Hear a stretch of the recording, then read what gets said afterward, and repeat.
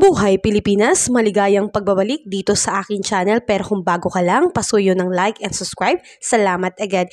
Ngayong araw ng Martes, April 30, 2024, mga kababayan, tayo po ay nasa huling araw na po ng buwan ng Abril at asahan po natin na dalawang weather system po ang siyang nakakaapekto dito sa ating bansa. Sa malaking bahagi ng bansa kasama ang Luzon at ilang parte ng Visayas, patuloy pong naapektuhan nitong easterlies. Nagdadala po ng mainit na hangin mula sa dagat Pasipiko. Samantalang sa bahagi naman po ng Southern Mindanao, nakakaapekto po dyan ang Intertropical Convergence Zone na siyang nagdadala po ng maulan na panahon. Asahan po natin dito po sa bahaging Luzon dahil sa epekto ng easterlies, magiging maulap po ang lugar ng Aurora, Quezon, Camarines Norte, lalo na pagdating ng hapon at sa gabi. Pero asahan pa rin po natin dito sa Metro Manila na bababa po ang tsansa ng pag-ulan. So talagang mainit po ang ating mararanasan lalo na sa umaga at higit sa lahat pagdating ng tanghali. Kaya ingat po tayo, ugaliin natin uminom ng tubig mga kababayan upang hindi po tayo ma-dehydrate.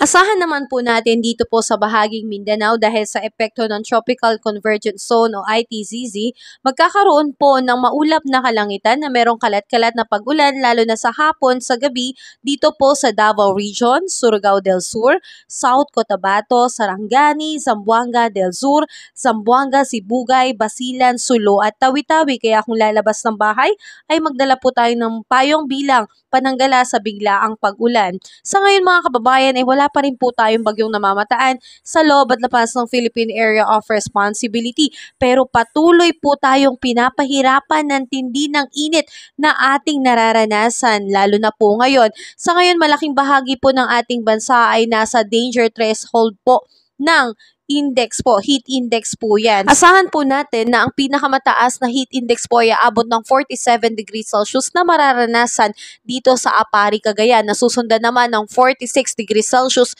dito sa Tuguegarao City, Cagayan at 45 degrees Celsius dito sa Lawag City, Bacnotan, La Union, Iba, Zambales, Coron, Palawan, Aborlan, Palawan at Camarines Sur. Kaya mga kababayan, ingat po tayo.